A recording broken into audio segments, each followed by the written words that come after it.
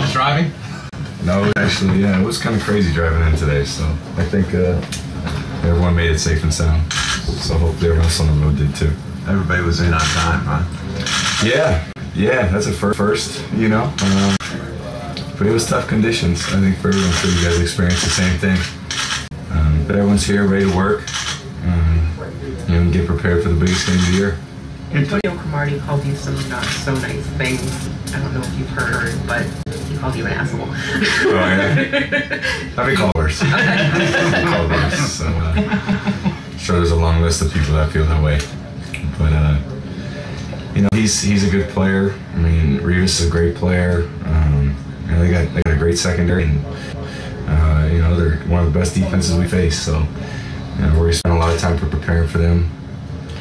What they're capable of doing over there and to shut down the Colts offense like they did is pretty impressive, because we know how good that offense is.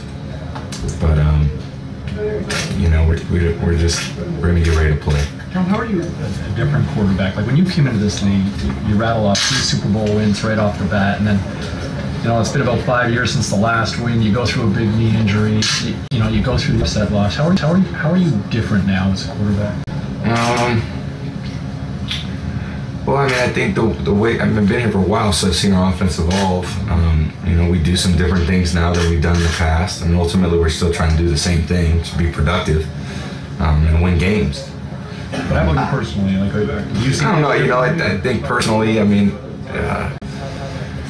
I'm most concerned about what our offense does, and I'm a part of this offense, and what we do is dependent on the players that we have. So whether it's quarterback or the other positions. We're trying to do certain things this week to get open against this defense. Our things change from week to week, so what we did 7 or 8 years ago is certainly going to be different than what we're doing this week. Not a different perspective, though, or outlook or anything like that? My outlook's always kind of been the same, to be the best quarterback that I can be for the team, whatever role that coach asked me to be. Tom, one of the things that just are like you stand at the sidelines, do you, Rex talked about, describe them as your antics. Do you feel like you do any of that, or is this all coming out of nowhere? I'm sure I'm an emotional player, so it's all in the spirit of the game and the competition. I don't know. You probably answer that better than I would. Tom, what's your take? Is it a little more fun, do you think, when you're facing a team where there's general dislike on both sides? Is it more fun? It's or more satisfying to win? Yeah, it's always more satisfying to win. Especially games like this. Not that you need any more satisfaction to win a game like this, because it's the biggest game we played all season, and I'm always satisfied when we win. I think there's certainly big games that we've had against them. The last game at home was a very big game. That was very satisfying. So this one would be satisfying also if we win. What you take on all the talk that's coming out of the camp? Does it make you chuckle? Do you just kind of ignore it? How do you look at everything that they're saying this week? Well, we're spending our time getting ready to play. I don't think we're spending our time figuring out what we can do to combat, what people may say about us, or not everybody has great things to say about our team or our organization. There's certain players, and that's kind of what it's always been. So we're just gonna do our talking on the field. Tom, I think that's what we've always chosen to do. Tom, I know guys like Rodney and Brady used to always say, though, play the respect card and everything else. Can what another team says have any effect on what goes on here at all? I don't know. We'll see. We'll see on Sunday afternoon at 7:30. I think that's when, everybody will be able to tell whether it played a role or not. Tom, you've been on both sides. You've been on both sides of the coin as far as blowout losses. That second matchup, who does it help or motivate more in that second game when there was a huge discrepancy that last game that you guys played? Well, I think that I don't think it helps anyone. I think what helps the most is what we're going to do. This game, and anything we did in the last game, it's not going to have any effect on this game. I think they're going to certainly try to do some different things. We're going to do some different things.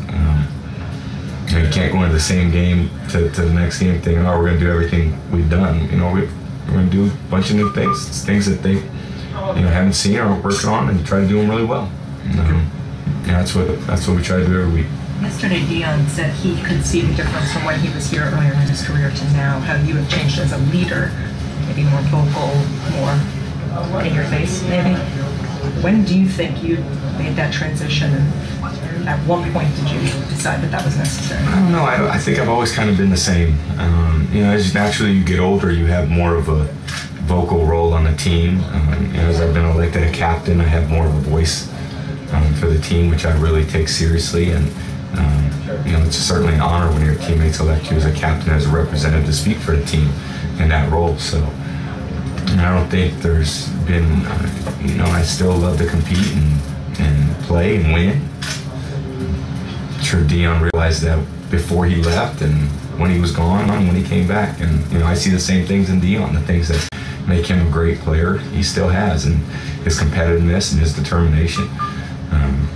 It's kind of, we have a whole team full of guys like that. He called you a dork. Dion did? Yeah. Did he really? Yeah, in the study room watching film, he said he's kind of a dork. I don't mean to. Maybe, yeah. I mean, I could see that. I'm flattered. Are you a bit of a dork when it comes to studying? I mean, your studying kind of came under question earlier this week. Are you a buckworm when it comes to I mean, I do what my coach, asks me to do, and however he feels I need to prepare, he'll let me know. Look, we try to win games, I mean, look at what we've accomplished over 10 years, and I think that speaks for the whole preparation of our team. That's why we play. We play to win games more so than anything else. You're not trying to do anything other than win. The goal of playing football is to win and to every time you take the field, score more points than the other team. However you need to get that done, that's what you got to do. Tom, did you dread this when you woke up this morning? Did you say, "Here we go"? I know what they want. The weather? Yeah. No, us, the media, Yes. just the talk back and forth. Do you kind of dread it like? Well, we don't engage in it very often. I mean, every once in a while, maybe someone will say something, but for the most part, our team has just stayed the course and spent our time preparing for the other team. And like I said, we can sit here and say a whole bunch of things too, but I think we realize it's really not the point of what this team's all about and what this organization's all about, all the way from the owner of our team to the coach of our team, and that trickles down to the players. Now, other teams may have a different view or perspective on how they want to handle things, and when you're a representative of the organization, like the Patriot team is, that's how we try to conduct ourselves. What did you see from the Jets on Saturday night against Peyton and company? They're very much the same defense they've been over the last few years, and they do a lot of things very well. They can pressure the quarterback. It's a big blitz team. They got great man coverage corners. It's a very disciplined group of players. And it's a very veteran group of players. They're very tough and physical. They play well on the road. They play well in cold weather. They did against Cincinnati last year. So it's a good defense. They're the Jets. They always have seen a pretty good defense. Tom, could you speak to your offensive line and, how much trust do you have in them now? And specifically Dan Copen, a guy who's kind of been there for you, year in, year out. Yeah, they've been around for a while, so we have so much familiarity between us. They're a great group of guys. They work extremely hard. Anytime you have the cohesiveness that they've had over the years, it makes for a great group, and it's about communication and trust with that group. When you make a certain call, you got to know that the guy is there for you if you're passing a line stunt, for example. And the longer you play together, typically the better you get. I think those guys work very hard. They're coached very hard. Dante Scarnecchia is a hell of an offensive line coach. We put a lot of stuff on our offensive line, to get out blocking on screens and then to block pass rushers. And you need to be athletic. You need to be strong. You've got to be able to understand the protection schemes we come up with, and things change pretty quickly at the line of scrimmage. So they all do a great job of that. Tom, the last time you played in the week lead up to the Jets, you said you were comfortable after studying film and watching film. You thought you saw enough on film that you were comfortable with the defense. Feel that same way this time around? I think the point is the more you see a team play, the more you can see the themes that over the course of the season that really play out. So when it's the first week of the year, second week of the year, third week of the year, you haven't seen a lot of film. It's hard to know what a defense's strengths or weaknesses may be. At this point in the season, after a team's played 17 games, you have a pretty good feel for the things that have worked or haven't worked. And then we devise a game plan based on the things that we do well to try to exploit some of those things. Now, whether it works or not, that's why we play. Sometimes it works, sometimes it doesn't. Hopefully it works more times than it doesn't this week. But, you never know until you go out there and kind of put it to the test. Tom, what does it say about Coach Belichick that he said he'd take all the bullets when it came to the back and forth with the Jets this week, and no one has veered off script this week at all? What does it say about your coaching and your teammates that everybody's pretty much on board and talking good talk? Well, we just do what works for us. It may not work for other teams. They have a great group of players that prepare a certain way. It obviously works for them. So, I know when, you walk into this locker room, there's a certain example that's set by, like I said, by Mr. Kraft and Jonathan, and by Coach Belichick, that the players understand. And when we're a part of this organization, we try to adhere to, the way they want us to conduct ourselves. So, we try to do things a certain way. How's your running game helped you, I guess, the success that you've had this year personally? The running game's hugely important to our success as an offense and what we're trying to accomplish. And to allow you to do what you've been able to do this year too. Our offense? Yeah, that ground game. Yeah, it's been huge. It allows us to play action pass and get some guys open in the secondary because they've got to commit more guys to stop on the run. You have a 1,000-yard rusher, and Danny Woodhead's been a great running back for us. Fred and Sammy have done a great job in their role. All those backs take their job very seriously. So I think it's very important that we continue to stay balanced. I've been trying to preach that all year. You become a good offense by running the ball, by play action pass, by screening, by drawing, by trapping, by running all different kinds of route combinations, empty formation. All these different things that you come up with as an offense. Hopefully they create some indecision in what the defense is trying to do. So the running game is the most important thing to all of that. You've done some pretty impressive things over your career, but throwing that many passes without throwing a pick, you ever kind of stop and say, that's not bad?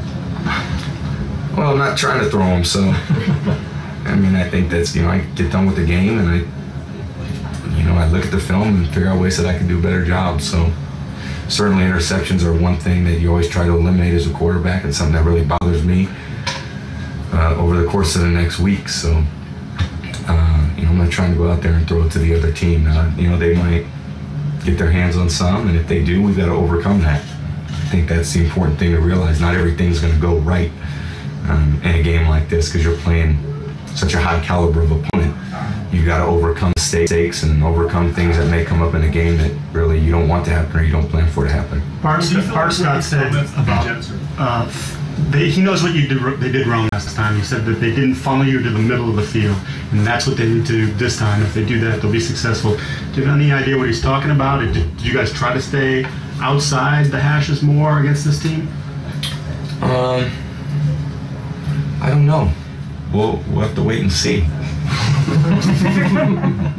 Try to exploit all areas of the field: short, middle, long, outside, inside. I think we're always trying to space our routes, and they're going to try to take away the things that we try to do well, and we're going to try to stop some of the things that they do well. But I don't think we ever go into a game saying, all right, this is what we only place where I'm throwing the ball. We're trying to throw the ball everywhere, to every guy. And wherever the matchup is, that's where you throw the ball to, wherever it's most open. If they're covering inside, you throw outside. If they're covering outside, you throw inside. So if he wants to cover us inside, as a quarterback, you throw outside. That's part of playing quarterback. Are you surprised that they were talking game plan today? They were talking about they want to get more pressure on you. They didn't do that last game. Are you surprised that they're talking what they do schematically out in the open in public? Sure, I'm sure they want to get pressure. I'm sure they're not going, let's just let them sit back there for 7 seconds and throw the ball.